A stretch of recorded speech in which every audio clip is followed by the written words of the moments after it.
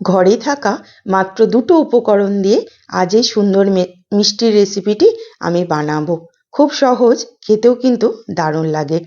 তার জন্য এখানে আমি 1 লিটার মতো ফুল ক্রিম দুধ একটু ফুটে ঘন হওয়ার জন্য রেখে দিয়েছি।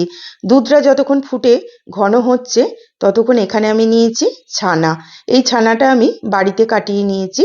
আপনারা চাইলে বাজারে যে পনির পাওয়া যায় সেটা দিয়েও বানাতে পারেন, একই রকম টেস্ট হবে। এই ছানাটা আমি একটু গ্রেটারের সাহায্যে এইভাবে গ্রেট করে নেব। বড় সাইজের যে গ্রেটারটা হয় সেটা দিয়ে এইভাবে গ্রেট করতে হবে, তাহলে ছানার টুকরোগুলো একটু লম্বা লম্বা হবে, দেখতে ভালো লাগবে। আমি পুরো ছানাটা এইভাবে করে গ্রেট করে নিয়েছি। দুধটাও কিন্তু অনেকটা ফুটে ঘন হয়ে গেছে, দেখুন একদম কমে গেছে। এবার এখানে আমি দিচ্ছি চিনি। মিষ্টির জন্য আমি চিনি দেব, চিনি ব্যবহার করলাম, চিনি দিয়ে দিচ্ছি।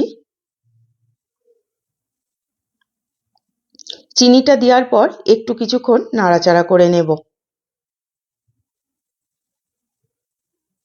এবার দিচ্ছি 1 চামচ মতো ছোট এলাচের গুঁড়ো। খুব সুন্দর একটা সুগন্ধ আসবে, খাওয়ার সময় বেশ ভালো লাগবে। এবার যে ছানাটা আমি গ্রেট করে নিয়েছিলাম সেই পুরো ছানাটা এর মধ্যে আমি দিয়ে দিচ্ছি। এবারেই ঘন দুধের সাথে ছানাটা দেওয়ার পর ভালো করে নাড়াচাড়া করতে থাকবো, যতক্ষণ না পুরোটা শুকনো হয়ে যাবে আর কড়াই ছেড়ে দেবে ততক্ষণ পর্যন্ত এটা নাড়াচাড়া করতে হবে। দেখুন এই মিশ্রণটা কিন্তু একদম রেডি হয়ে গেছে, পুরো শুকনো হয়ে গেছে আর কড়াইও ছেড়ে দিয়েছে। এবার এটাকে আমি ঠান্ডা করে নেব। ঠান্ডা হয়ে গেছে, এবার এর থেকে কিছুটা করে নিয়ে এইভাবে একটু ভালো করে সুন্দর করে হাতে করে পাকিয়ে নিতে হবে। আমি এইভাবে করে মিষ্টিটা বানিয়ে নিয়েছি। প্রত্যেকটা মিষ্টি একইভাবে আমি বানিয়ে রেডি করে নিয়েছি।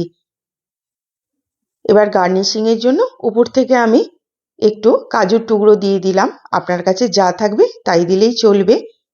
এবার এখানে আমি গরম দুধে একটু কেশর ভিজিয়ে রেখে দিয়েছিলাম, চামচে করে উপর থেকে একটু করে দিয়ে দিলাম, দেখতে বেশ সুন্দর লাগবে। দেখুন আমার সবকটা মিষ্টি কিন্তু একদম রেডি। কতটা সুন্দর দেখতে লাগছে দেখুন, খেতেও কিন্তু দারুণ লাগে। ভালো লাগলে একটি লাইক করবেন আর কমেন্ট করে জানাবেন আমার রেসিপিটা কেমন লাগলো। আর আরও রেসিপি দেখার জন্য আমার চ্যানেলটিকে প্লিজ সাবস্ক্রাইব করবেন।